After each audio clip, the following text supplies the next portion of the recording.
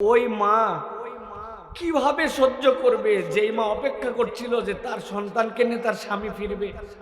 কিভাবে সহ্য করবে 18 পারার হাফেজা বাপ ছেলেকে নিয়ে নেমে গেছে, মেয়ে ভিতরে, তার ভ্যানিটি ব্যাগ ভেসে উঠছে, কিন্তু সে বের হতে পারে না। বাপ স্ত্রীকে নিয়ে নিচে নামছে, সন্তান বাস থেকে নামে নাই। স্ত্রী বসে আছে, বাপ সন্তান চিপস চাইছে, সন্তানকে নামছে, স্ত্রী বাস থেকে নামে নাই। সেই বাস পার হয়ে যাওয়ার কথা তার গন্তব্যে, কিন্তু গেছে নদীতে। খবর পান নাই?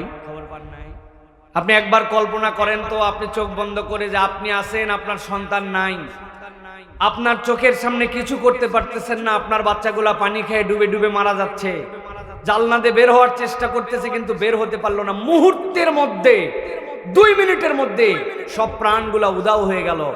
আপনি আমিও সেই পরিবেশের মুখোমুখি হতে পারতাম। আজকে আমি আমার ওয়াইফের সাথে শেয়ার করছিলাম, আমার গাড়ির মধ্যে 4টা বাচ্চাই ছিল, আমি গাড়ি চালাচ্ছি, সে পাশে বসে আছে। আমি বললাম, আমার বাচ্চার জ্বর হলে, রাত্রেবেলা যখন সর্দি লাগে ছোট বাচ্চাটার, তখন নাকটা কেমন জানি বন্ধ হয়ে ঘর ঘর করে, আমি লাফ দিয়ে উঠে বুকে হাত দিয়ে দেখি, নাকে হাত দিয়ে দেখি চাদরটা মুখের উপরে পড়ে গেছে কিনা, নিঃশ্বাসটা ঠিক মতো নিতে পারতেছে কিনা। আমরা এরকম বাচ্চা কাচ্চাকে খেয়াল করি না ভাই? আমার বাচ্চার যদি একটুখানি নাক বন্ধ হয়ে মুখ দিয়ে নিঃশ্বাস নেই, কষ্ট লাগে। আর ওই মা কিভাবে সহ্য করবে যেই মা অপেক্ষা করছিল যে তার সন্তানকে নিয়ে তার স্বামী ফিরবে? কিভাবে সহ্য করবে 18 পারার হাফেজা বাপ ছেলেকে নিয়ে নেমে গেছে, মেয়ে ভিতরে, তার ভ্যানিটি ব্যাগ ভেসে উঠছে, কিন্তু সে বের হতে পারে না। কি মর্মান্তিক কষ্ট, কি দুর্ঘটনা! আমাদের এই সড়কগুলা সব এলোমেলো হয়ে গেছে। আমাদের ড্রাইভারগুলা ঈদের মধ্যে টিপের পরে টিপ গাড়ি চালায়, মাথা ঠিক থাকে না।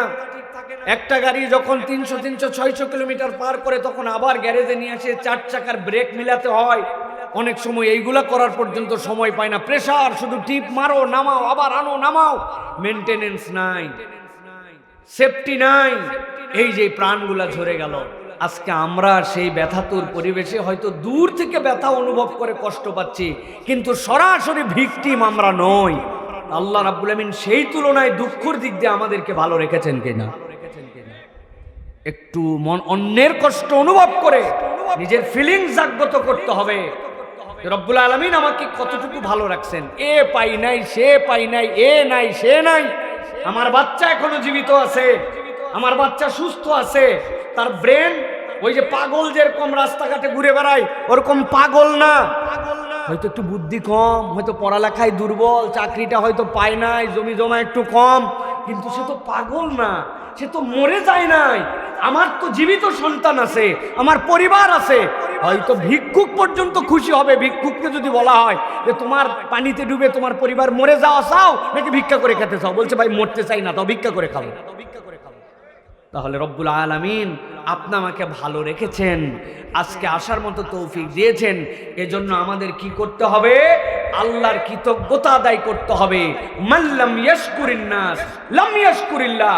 আর এই কৃতজ্ঞতার সবচেয়ে বড় জায়গাটা যে অপর ভাইয়ের প্রতি আপনাকে কৃতজ্ঞ হতে হবে, যে আপনার জন্য একটু কল্যাণ করে তার কৃতজ্ঞ হতে হবে। আজকে যারা এই আয়োজন করলেন, আমাদেরকে কোরআন শোনার জন্য নিয়ে আসলেন, তাদের প্রতি আমাদের কৃতজ্ঞতা থাকতে হবে না? নাকি ভাবছি যে আমার পকেটে টাকা ছিল, একটু খাওয়াইছে আর 2000 টাকা করে দিয়ে দিছি, তো শোধবোধ হয়ে গেছে নাকি? এই যদি শোধবোধের সম্পর্ক হয় তাহলে দুনিয়াতেই হিসাব ক্লিয়ার। আর যদি মনে করি না এই মাজালিসু জিকিরের দাম আছে, এটাকে সম্মান দিতে হবে, তাহলে শুকরুন নিয়াম লাগবে। নিয়ামতের শুকরিয়া কি?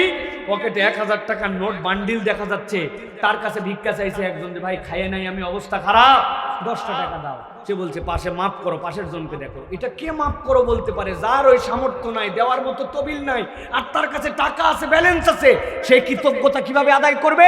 তাকে দিয়ে কৃতজ্ঞতা আদায় করতে হবে। তাহলে আল্লাহ যখন আমাকে সুযোগ দিচ্ছেন, তখন আমার শুকরুন নিয়াম আমাকে দিয়ে আদায় করতে হবে, ঠিক না? ঠিক না? আজকে শুকরিয়া হচ্ছে এলাকায় জানাজানি হয়েছে, অতএব কোরআন শোনার জন্য আমাদেরকে আল্লাহর জন্য মুখাপেক্ষী হতে হবে। আমরা দোয়া করি আমাদের যে ভাইয়েরা এই মর্মান্তিকভাবে মৃত্যুবরণ করেছেন, আল্লাহ তাদের দিলের মধ্যে যেন সাকিনা ঢেলে দেন, তারা কোনো না কোনো ভাবে যেন দিলের মধ্যে একটু শান্তি পায়, আল্লাহ যেন এই ব্যবস্থা করে দেন। আমিন বলেন, আমিন বলেন। যারা মারা গেছেন আল্লাহ রাব্বুল আমিন যেন শাহাদাতের দরজাটুকু তাদেরকে দান করেন, বলেন আল্লাহুম্মা আমিন। আল্লাহ যেন এইগুলা সন্তান, এইগুলা মৃত্যুর দ্বারা তাদের পরিবারের যে কষ্ট, এই কষ্টের বিনিময়ে কিয়ামতের দিন তাদেরকে যেন জান্নাতের মুখামুখি করে দেন, বলেন আল্লাহুম্মা আমিন।